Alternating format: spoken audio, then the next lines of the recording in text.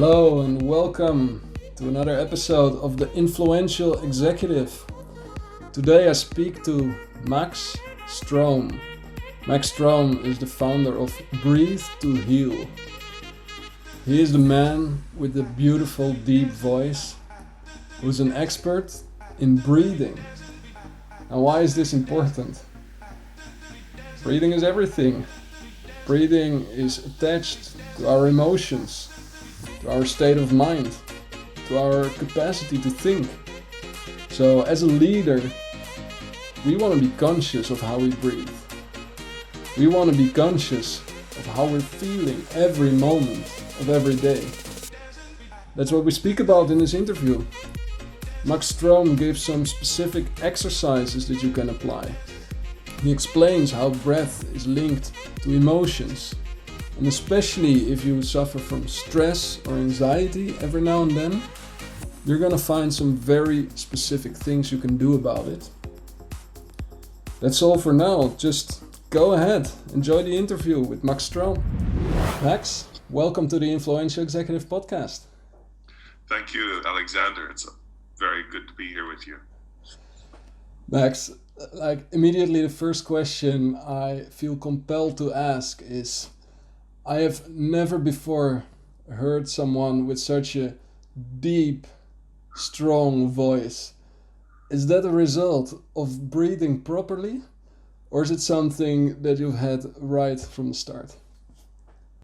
I've always been told since I was a teenager that I had a nice voice, and I used to be a professional singer. I had a couple of records out in the early 80s, but I think that my voice really changed much more and deepened and became more resonant once I started doing breathing practices and sort of resonant practices as well, where I do the overtoning like they do in Tibet or tuba, where you make the two sounds at once. I think I did it in the conference that you saw. Yeah, I remember that. So by doing these sound exercises and breathing exercises, it does change one's voice, and whatever kind of voice you have, however high or low, it will make it more resonant. And it surprises people. I don't just mean my voice, but it surprises people that someone's voice can make them feel something immediately. So, for example, a voice that is from a calm person will make you feel calm right away, or it'll make you feel like you trust them. So there's a great power to the human voice that is underestimated these days. And even I think there's a trend going the opposite way in America, where people are hardening their voice and doing all kinds of bizarre things with their voice, upspeak and things like that. Yeah, I think it has a lot to do with people's mind state. When you're constantly in your head, running around from task to task and forgetting to stay centered, then you start to squeeze out the words because there's hardly enough time to speak. Yes, also, if you don't breathe well while you speak, you have to squeeze your vocal cords. It fatigues the vocal cords much faster and can ruin them. Taking a deep breath before you speak is key. But I think human beings are right now losing one of their five senses. Besides our common sense, besides that, we've really lost our sense of smell compared to a chimpanzee or a gorilla who still has a sense of smell like a dog or a cat, more or less.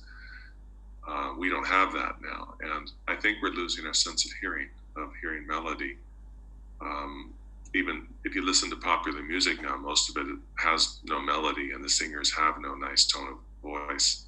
So it means we don't differentiate anymore, and that concerns me, because our ability to listen comes along with this. So in other words, if we can't notice the difference between chaotic sound or beautiful sound, how are we going to discern the difference between someone's message, which is truthful or not truthful, or trustful or not trustworthy, or it comes from the heart, or it comes from somewhere else? We have to listen. What I love about the work you do is that you pull our attention to this one activity which is so common that it's easily forgotten. And it is something that people are wondering about. I saw today that your TEDx talk has 1.4 million views on YouTube alone. And it is about breathing, the healing power of breathing. For the listeners who haven't seen the video, can you summarize the message that you're spreading? Yes, and I'm glad you brought it up, because if anybody watches YouTube very often, 1.4 million views is extraordinary for a video like this. There's no photo of a woman's behind or a dog doing something funny. So for something of a serious nature, this is very heavily viewed, and it's not something we promote. It's not even on our site, it's on the TED site, so we have no power to promote it even if we wanted to. So that means it's organic. It means people are sending it to their friends who are sending it to their friends. So I wanted to point that out first. And secondly, most people are very uneducated about breathing. For example, when I ask a room full of people, which I do every weekend, I say, besides being the organs that exchange gases, bring in oxygen, expel CO2, what else are the lungs for? Primarily. I mean, they do a lot of things, but primarily, what are they for? And rarely does a single person raise their hand. We don't know. And the answer is, the lungs are the engine of our emotional communication. I mean, when we were first born, involuntarily, nobody taught us, we were just born, we cried. And if you ask a mother, say, okay, when your baby cries, does it A, want to be left alone? Or B, does it want you to come? And they laugh, and of course they say, well, of course the baby wants you, that's how it lets you know. It wants to be held or comforted, or sometimes it needs something physical like to eat, And then I say, okay, so when a child becomes an adult and the child cries, the adult cries involuntarily, does that mean A, that they want to be left alone, or B, that they want to be comforted? And then we start realizing, it doesn't flip. It's the same, that crying is our inherited way of communicating that we're suffering and we want help from our tribe and our family. And if you listen to toddlers and then young children, they're always making emotional sounds with their voice. They whine, they squeal, they coo, they purr practically. And we hear all the time adults and children communicating their emotion. Besides their words, the way we speak communicates how we're feeling. And then as soon as I point it out, people go, oh yeah, that's obvious. It's just not something that's discussed. And as soon as you point to it, people go, oh yeah, well that makes complete sense. And okay, now I'm with you. Now I understand why the lungs are associated with emotions. We don't know how exactly, so neuroscientists still don't know exactly how they work together. They're trying to understand it, but we know it does work. In other words, the lungs, the breathing, and our emotions are totally interconnected. They just don't know how yet. One thing that this reminds me of is a good friend of mine, a girl, she lives in the United States. She's been telling me that she's looking to learn how to breathe again, that she feels like constant pressure on her chest and anxiety, and she feels it almost feels like I cannot breathe. Yeah.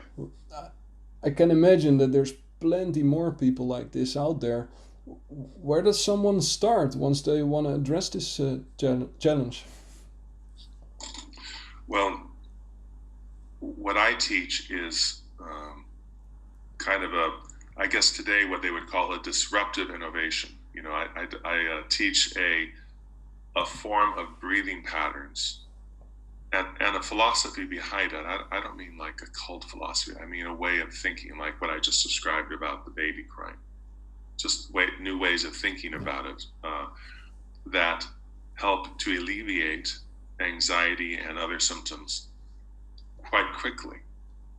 But one of the key things is if you want to change that feeling in your chest that she's describing, it's not really a breathing problem. It's that she has something on her chest. You know, we have this in our language. I don't know in Dutch if you do. In English, we have, I need to get something off my chest, and then we say it. Do you have this in the Dutch language? I'm going through my mental dictionary very rapidly right now. Okay. Well, maybe it will come up later. Yeah, it's on the tip of my tongue, but Okay. I can't reach it. Okay. So we have this saying because that's actually what it feels like something is on our chest and we can't breathe. It almost suffocates us. So most of the time, anxiety has a cause that's not physical.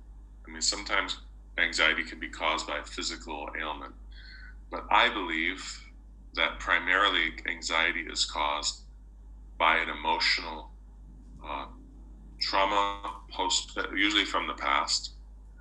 And we don't always have to think about trauma the way it is classically described. So, for example, you might think, well, I was never in a war, I was never sexually assaulted, therefore I don't know what that would be. But I'll give you an example. Psychologists now know that one of the chief causes of trauma to a child is neglect. And then you might say, well, I had all the food I needed, warm shelter, hot water, school, clothes, sports, everything. I can't complain. But then the psychologist might say, yes, but did your parents ever tell you that they loved you? Did they hug you? Were they kind to you? Did they treat you like you matter? Did they encourage you to do things, or did they constantly tell you what was wrong with you? And then when you start looking at over that list, you go, I see. Yeah. So the way I was not treated, the way I was ignored, you could say, or the way I had no affection, caused me to suffer the sense that I had no value.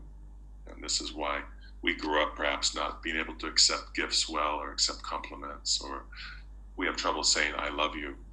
I talked to a woman recently. It was really interesting. Here's a great example of it. A man proposed to her, a friend. She really likes him, but she didn't want to marry him.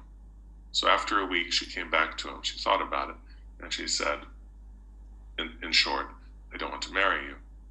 And then I said, how did he take it? And she said, when I told him, he seemed okay.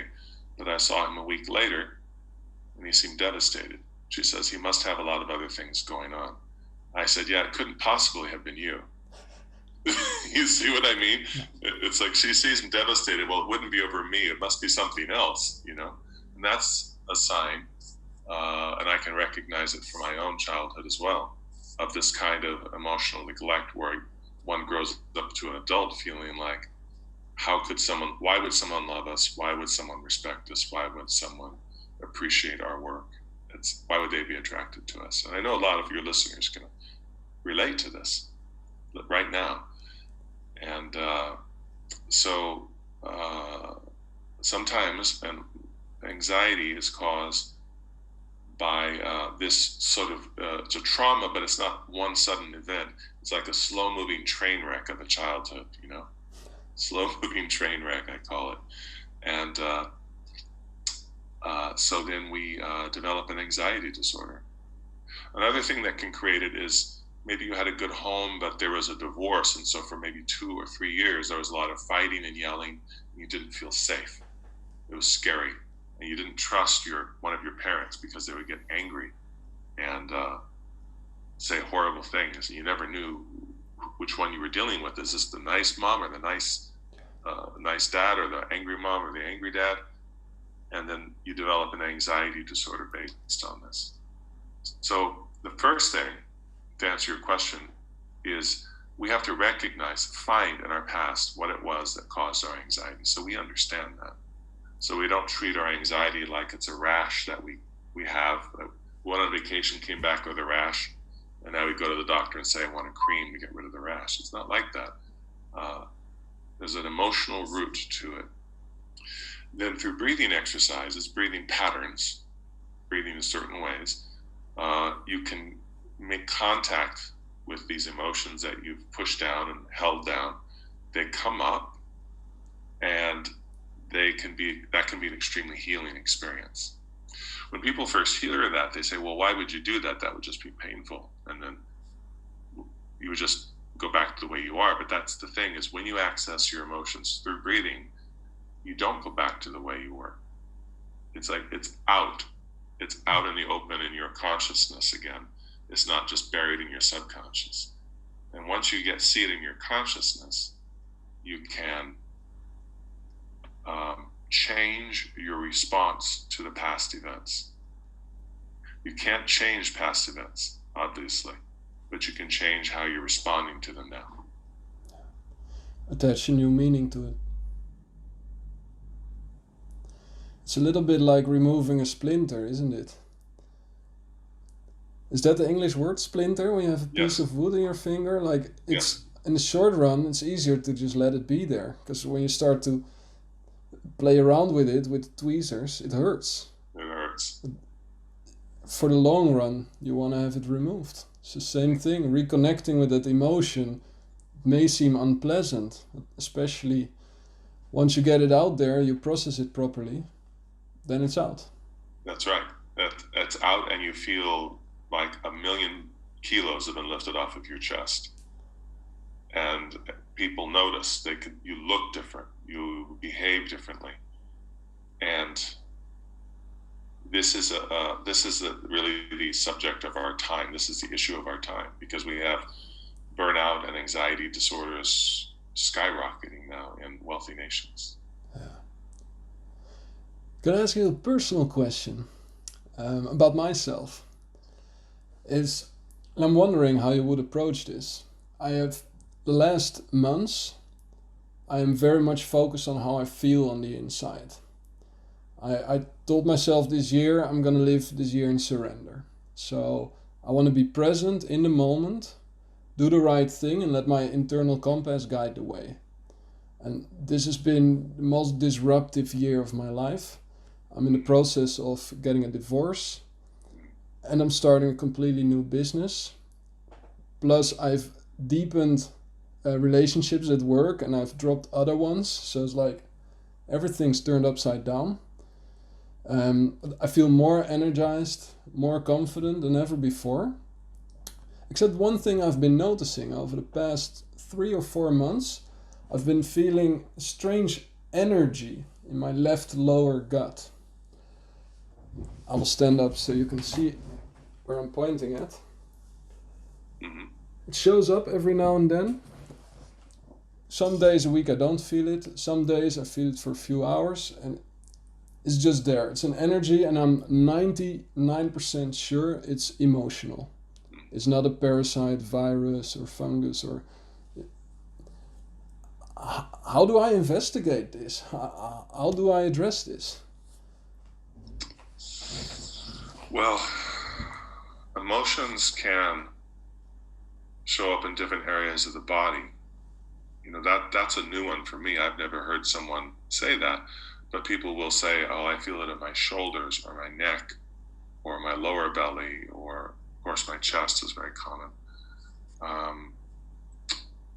There are yoga stretches I can show you for your thighs that you'll start feeling angry immediately, because we tend to store anger in our thighs. That sounds crazy, but let me show you the exercise and you won't think it's crazy anymore, because the first thing you're going to start feeling is anger.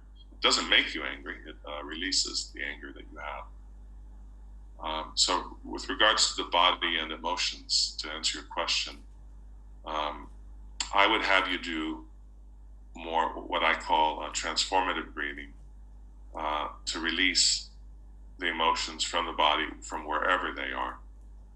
So I divide breathing up into 2 categories. Number 1 is transformative breathing, which is more intense. It's not terribly intense, but it's a little intense. And you don't do it every day. You do it with the clear intention of accessing these suppressed emotions from slow-moving train wrecks or other traumas, and getting them It's Up, 5:30. above.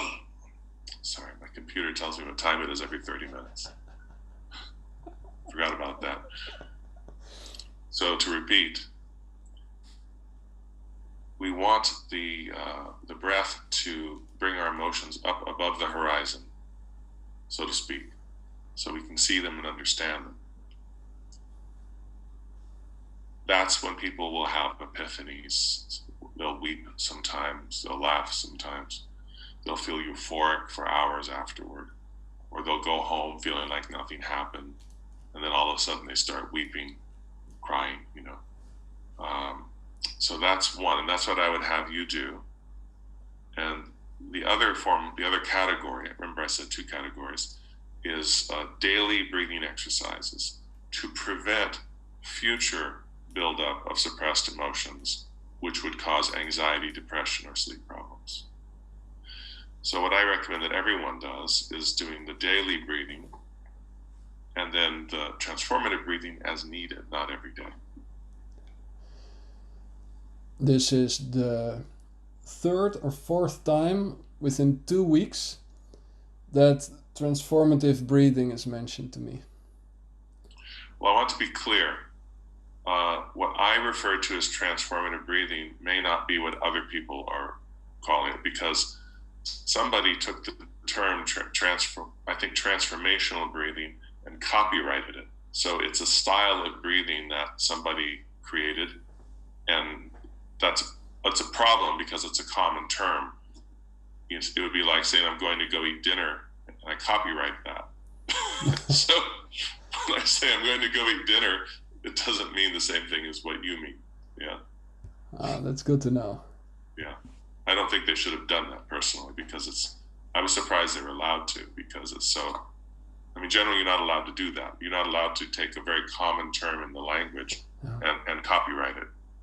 Transformational breathing is a common term. So that's a brand name now.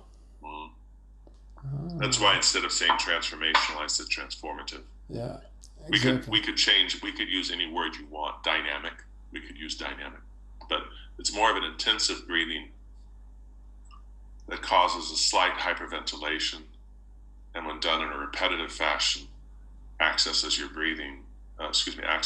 emotions within 6 to 8 minutes. That's all it takes, 6 to 8 minutes.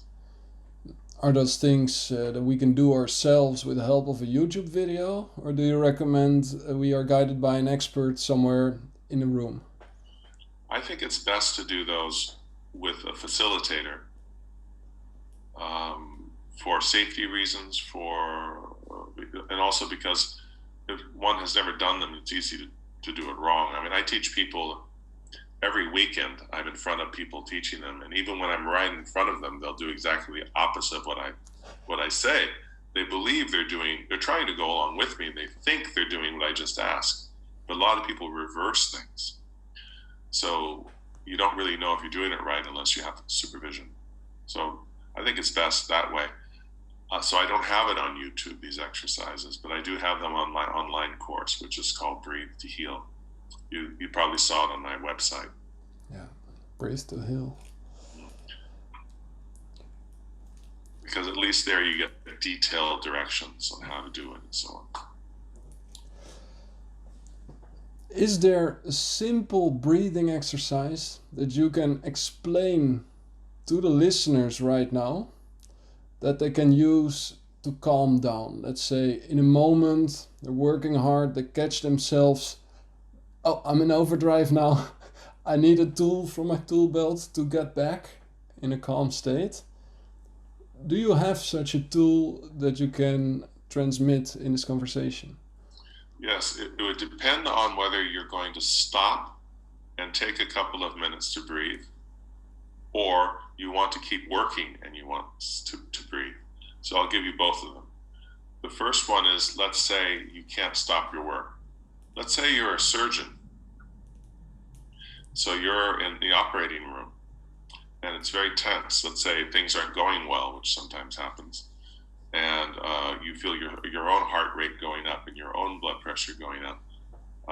You can always breathe by inhaling to the count of 4 and exhaling to the count of 5 or 6. I say 5 or 6 because the more stressed out you are, the more you would do 5. In other words, it's harder to do 6 if you're really intensely stressed out.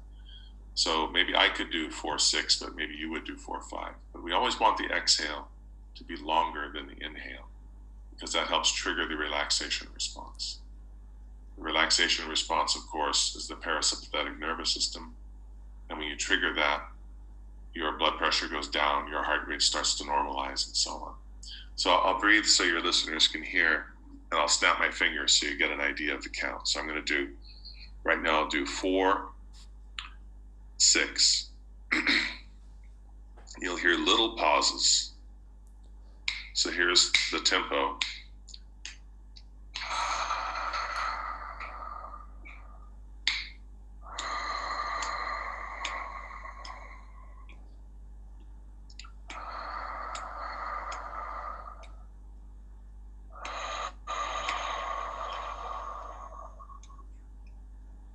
So you can do that while you're working. It'll calm you down. And you breathe into your lower belly, right? Not into your lungs in your chest. Well, the answer is no and no. Or yes and yes. Because a lot of teachers get this, the way they say it, when you really examine it, makes no sense. So if I were to say to you, don't breathe in the lungs into your chest, why would I say that? That's where your lungs are. There are no lungs in your belly. Your lungs stop at the bottom of your rib cage, your sternum. Right below that is your diaphragm muscle. If you have your hand in, see, I'll move my camera so you can see. Yeah. So my hand goes down to here. So right here is the diaphragm muscle. It's shaped like the dome. And then there's my belly. Up here is hard bone. Yeah.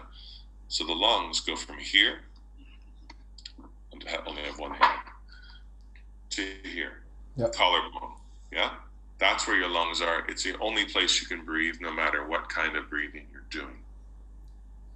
Now, when someone talks about belly breathing, it's a way of moving the belly. Breath still doesn't go in your belly. It's not possible. There are no lungs in your belly. So I would just, rather than say to critique other people's descriptions, I'll just give you mine. That I suggest that you actually move your upper belly, not upper chest, upper belly. So here's the diaphragm muscle. I have you put your hands here on the sides and expand and contract, because that's your diaphragm muscle, and that's what you need to expand and move as much as possible. So the lower belly is not where the diaphragm muscle is, it's here. So hands here, and when you breathe in, make your ribs go out to the sides. So not forward and back, out like an accordion. And breathe that way. That will make your lungs fill more from the bottom up, which is what we want. It's true when people say you shouldn't breathe into your upper chest. I agree. I mean, you will fill it, but you fill it last, not first. Because people who are panicking will breathe very shallowly, only into their upper lungs, like this. And that's suboptimal for sure. I agree with that. But that doesn't mean we should say, well, don't breathe into your chest at all, which is where your lungs are, and move your lower belly where your diaphragm isn't. It doesn't make any sense. So I have people move their upper belly out and in, not forward and back. And this way your lungs will fill 100%. Your diaphragm will move as much as possible, and you'll start to calm down. Makes sense. I only laugh because I have to explain this every week. Well, that's why your explanation is so clear and refined. Thank you. That's a good way of looking at it. What is the second exercise when you do have a few moments to stop? So if let's pretend you're at your office. So you're sitting in your office chair,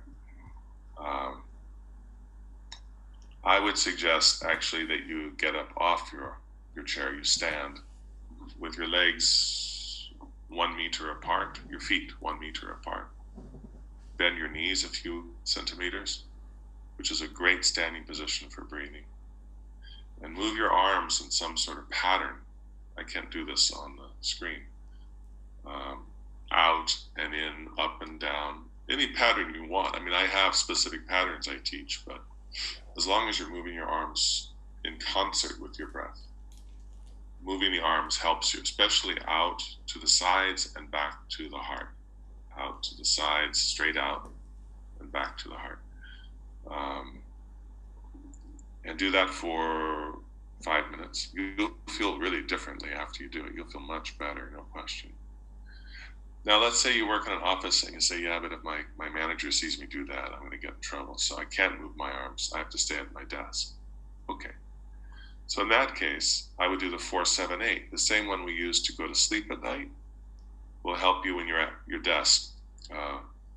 Breathing, the 4-7-8 won't make you fall asleep at your desk. It will actually help revive you. So that means you inhale to the count of 4, like, then you hold your breath to the count of 7.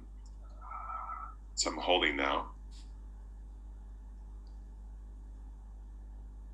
Then I exhale to the count of 8.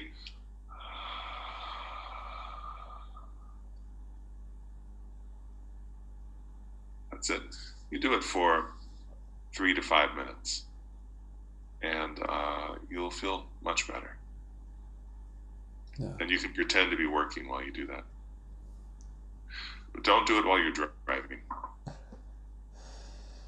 I passed on this exercise to a client of mine who was a busy entrepreneur, and he was looking for ways to deal with his stress and anxiety.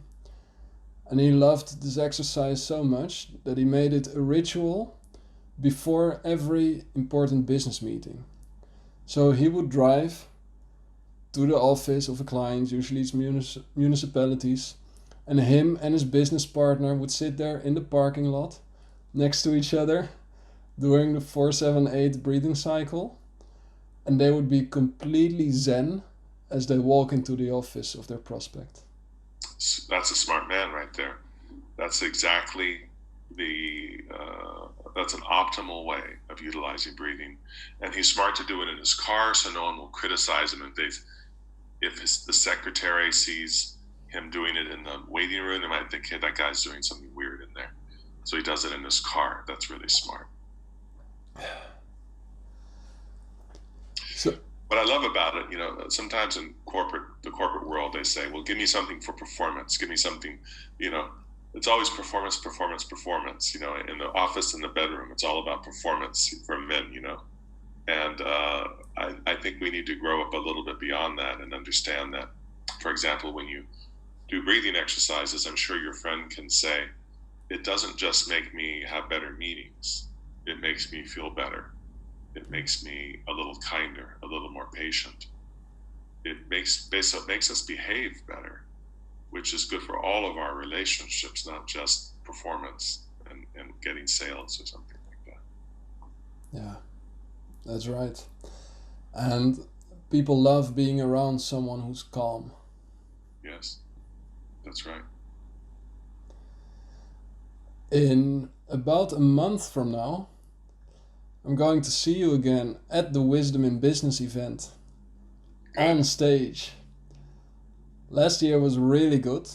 The moment I saw you on stage, I knew I want to interview him for the podcast. Took a little while to get this appointment set up. Here we are. And this is very good, very powerful. What can visitors of the Wisdom in Business event expect when they come to see you speak? Me personally, just me. Well, I'm doing the opening session, so I'll be the first speaker of the day, and the facilitators have asked me to do something similar as last time, where I do actually lead the group through breathing exercises, and besides that, I lecture on their purpose and why to do them, a little bit how to do them, and educate people on the interconnection between the emotions and the breath, as I did on this podcast. I also lead the group through visualization. Visualizations are extremely powerful, not because they're magic, but because we are visual and imaginative beings. We use our imagination every day for creativity, for entertainment, for innovation. But we forget that creativity, our imagination, can also be used to trigger our own subconscious. So I'll give you a concrete example. Everybody has a song in their life where if I played the song, you would immediately be transported back to another time in your life, perhaps another relationship, maybe when you were in love, which would make you feel a lot of emotion of some kind. So that song is a portal to that memory, and that memory carries with it not just images, but emotions, right? So you can design visualizations, which I have, where we use certain images and storyline that triggers certain emotions, such as gratitude or forgiveness or a sense of compassion toward oneself. And it always shocks people how these things work. You know, you can be sitting there in one state, whatever you are in now, and in 3 to 4 minutes of doing a visualization, you're in a completely different state, emotionally speaking. And I refined this method, and I'm doing a recording actually very soon of I think all the ones that I've created, because people constantly ask me for them, and I keep saying I'm going to do them, and now it's been about 6 years I've been saying that, so it's time, I think. It's beautiful and very powerful too. Actually, in the past few weeks, I've been experimenting with starting off our mastermind meetings with guided meditation, visualization. What happens is that everyone gets rooted in their center. Everyone gets into an elevated emotion connected to themselves. And when you do that with a group, you can feel the energy of the group shift. And suddenly, we are really together. Yeah, that's great. It's a great example. You rooted yourself in some sort of emotion and you use a memory to get to that place? Yeah. Exactly. Good. Yeah. And some good music. Actually, the brother of one of my business partners, he composes music that is designed especially to alter brainwave states. So that combination works really well. There's a term called dream logic. And a long time ago when I was in the movie business, that actually was the name of my company, Dream Logic. It still exists. My former partner still has the company. But dream logic is also film logic. For example, when you're in life, events go very sequentially, very logically. You know, I go up to your front door, I knock on the door, I wait, you open the door, I go in, we have tea, we talk, I leave, I walk to the train, I get on the train. But in movies, it could be, I walk up to your door, I knock on the door, cut to, later I'm on the train, right? That's how movies work all the time. And we accept that, even though life is not like that. Dreams are like that. Dreams are just like that, where you can say, I was back home in the house where I grew up in with you, but you were there. And even though you're from the present, and we were eating some food together, and the next thing I know, I was in Spain, that place I was, that's how dreams are, and that's how memory is also. So the subconscious mind can't really differentiate really between memory, dreams, and films. It kind of sees them all as the same thing and gives equal importance to them, which is why it's important what we watch in terms of movies and television, because it might actually remember them as your own memories. Yeah, but yeah, yeah. they're not as powerful because the body doesn't experience them. The thing about watching films or TV, for those who are interested, I have a hypothesis about that. I call it papoose consciousness. You know the word papoose? Never heard that word. It's well, I'm an American, so it's from the Native Americans, the Indians, yeah. So a baby who's wrapped up, let's say a 2-3 month old baby, they wrap it up and they put it on their back so they can work. The mother is working with her hands, and on her back is the baby, and usually the baby is looking over the shoulder, not looking the opposite way. Because when the baby is looking over the shoulder, it's more entertained by what you're doing, and it actually learns also. Let's say the mother's making a basket or something.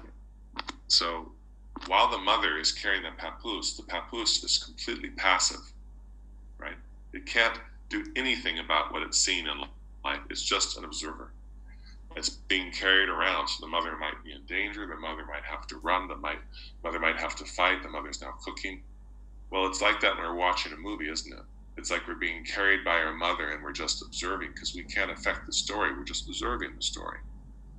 And things might scare us, the movie might scare us or make us laugh, but it's like we're a little child just watching the adults have their life. So I think it kind of takes us back to that infantile state, really. Totally passive. Yeah, I like that metaphor. Works out. Max, thank you so much for enlightening us. Oh, I wouldn't call it enlightening, but I'm certainly happy to share my ideas and my thoughts and my theories. And anytime you want to do this again, I'm happy to. And I look forward to seeing you at the Wisdom and Business Conference. Oh yes, I'll be there. Look forward to seeing you too. Good. Thank you, Alexander. Thank you very much for the honor of doing this podcast. Thank you. And that is Max. What an amazing man. Just listening to him gives you this warm and calm feeling. Lots of wisdom and lots of concrete advice, tips that we can apply immediately. For example, the 4-7-8 breathing exercise that Max mentioned. That is still my number one go-to exercise in case I'm in bed and I feel that I'm not gonna fall asleep easily. That's what I use, 4-7-8 breathing, and it is amazing. And even if you don't fall asleep immediately, at least it makes you feel very nice and calm. To stay in touch with Max Strom, you can find him on maxstrom.com.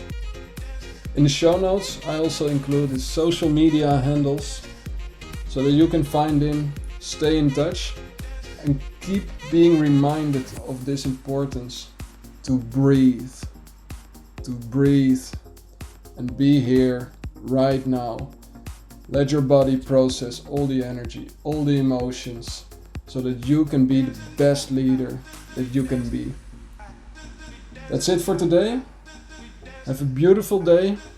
Let's go out, connect, inspire, and have some fun.